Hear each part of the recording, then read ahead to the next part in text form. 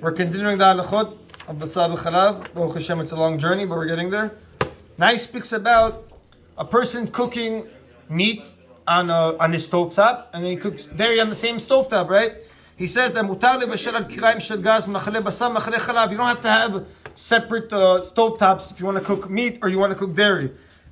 V'gam im galash me'acharav al kiraim makom esh. He says, let's say you were cooking dairy, boiling milk, and the boiling milk spilled over onto your burner that the pot is sitting on, right? And now he says you want to take boiling meat, and now that boiling meat will spill over onto the same spot on that burner, right? L'choa, he says you're cooking what happens? Basar b'chalav. But he says it's not a problem. Why?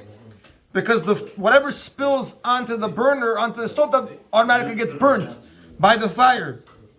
Also, when you turn it on, when you turn on the fire, right, the burner, so to speak, gets machshiled by libun kad, because the fire is very hot. Therefore, he says there's no problem at all between someone to say chumrah, make sure the bottom of your pot is dry, because you need rotev, you need liquid emtsayut, but he says it's not a problem. Person can cook dairy and meat one after another on the same stovetop, even if hot liquid will spill onto it, onto the burner, because it gets burnt automatically right away.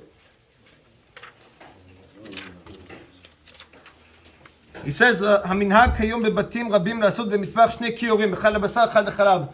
Many people today, the custom is they have two sinks, one meat sink and one dairy sink. However, he says if let's say you're in an apartment, your apartment only has one sink, you're in a house that only has one sink, it doesn't have two separate kitchens. He says you can wash even in hot water meat and then dairy in the sink, one after another. Obviously, he says you don't have to do cold or separate for hot. Even though he says you have, let's say, meat fats on the dishes. He says that it's not a problem for a few reasons. He says, first of all, nobody uses really boiling hot water when they wash their dishes. Second of all, he says the taste when you wash with soap, it already becomes pagum, it already becomes, so to speak, defective.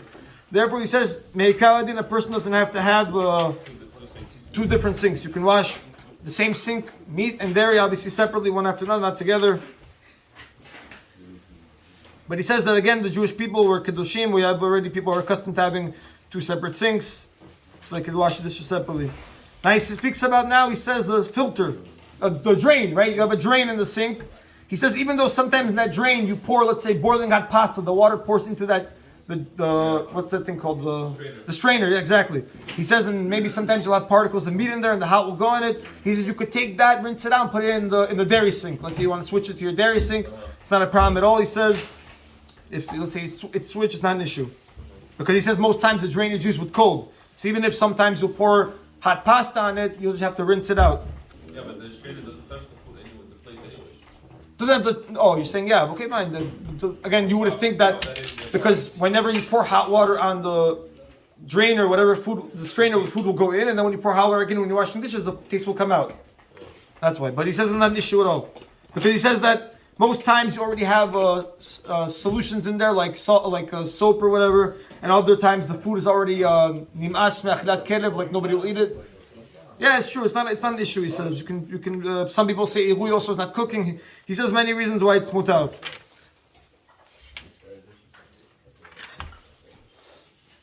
He speaks about now the dishwasher, right? Mediach kelim chashmali shemachnisim et kol hakim b'toch hamechona. He says you put all your dishes in there, and afterwards the dishwasher closes and it rinses it out with boiling hot water and soap. He says that if you're makpid not to put in actual food, meaning you're only putting in like whatever's stuck on the plate, but not like actual. They usually rinse it before.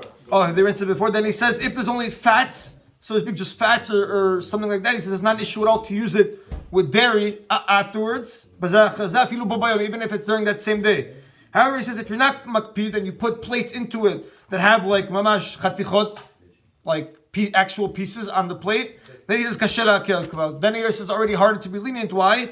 Because when you put like shuman, just fats that's stuck on the plate, the soap that you use makes the food unedible already. But when you're going to put actual pieces, it's a little harder to say that it becomes unedible. And also, you have a problem with notintam. Therefore, he says in hotels where they have an issue with it, because let's say they don't rinse it beforehand, you store everything in, they should have really two separate dishwashers. But for us, if you're strict to just put, you rinse it out, I guess, before and you just put whatever stuck on it, that would not be a problem to use the dishwasher one after another for meat and then for dairy. Dish rack. To dry? Yeah. It's not a problem. You put dairy, meat, everything together? Because it's just drying. No, yeah, it's not a problem. It's just drying. It's like your counter, right? Somebody asked yesterday, halacha, they want to know on their counter, right? Their son, they have a child that eats dairy on the countertop, cereal, whatever, pizza, I don't know, and they want to know afterwards, can I use my countertop for meat? The rabbi said, as long as you don't have, right, it's boiling. The whole problem is when it's boiling. If you put boiling hot food on your countertop, then it's a problem. Maybe, you might have to say maybe. Even in that case, we're not going to say it, but maybe you'd have to say they have to be machshir. But since most of the times our countertop are used with cold, it's not a problem. All you have to do is rinse out the countertop, rinse it out, and you're good to go. That's why in Pesach, really the halacha in Pesach is that the countertop and sink, you don't have to be machshir. We're strict that we are machshiret with ilui by pouring hot water, but technically we have to go out majority of usage. Majority of the times, how do you use your countertop? With cold, right? So what do? You rinse it with cold. The way it goes in is the way it spits out. Most time, how does it go in? With cold. So how do you take it out? With cold. Yeah, but the problem is you put a lot of times you put hot pots in the counter. Oh, but a majority of the time, what do you use your countertop? We go by the majority. We go achar rov. Maran writes, so let's say you have a kiddush cup, right? And most of you use it with cold. And one time you put hot beer in it, in the kiddush cup.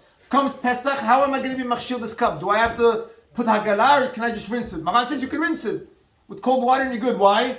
Most times it's used with cold. Therefore, the way to take the tam out is also with cold. Who cares about most times, but you have chametz in there now. Most times or not. The rule is that we go rov achar rov tashmisho. No, we took the. He says that's how you take the chametz out. That's the point. The majority usage of the kli is how you take the chametz out. He says if you have a urn, right, that's boiling hot water, and you put hot bread on it. Yeah, you can't say one time I put hot bread, not of machshir. It's machshir. Why? Majority of the time the urn is used with hot. We go by the majority of usage. However, it's used majority, that's how you take the taste out. So we do care about the chametz in there.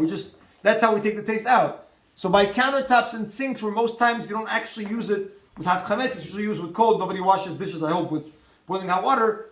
Technically, it'd just be enough to just rinse it out. But what do? We're strict. We do ilui. We pour from the urn onto the sink and onto the countertop. But again, most times you have to know, it's usually only makes problems if it's boiling hot. Aren't you supposed to use hot water whenever you're washing dishes? That's fine, but boiling hot means you would pull your hand back.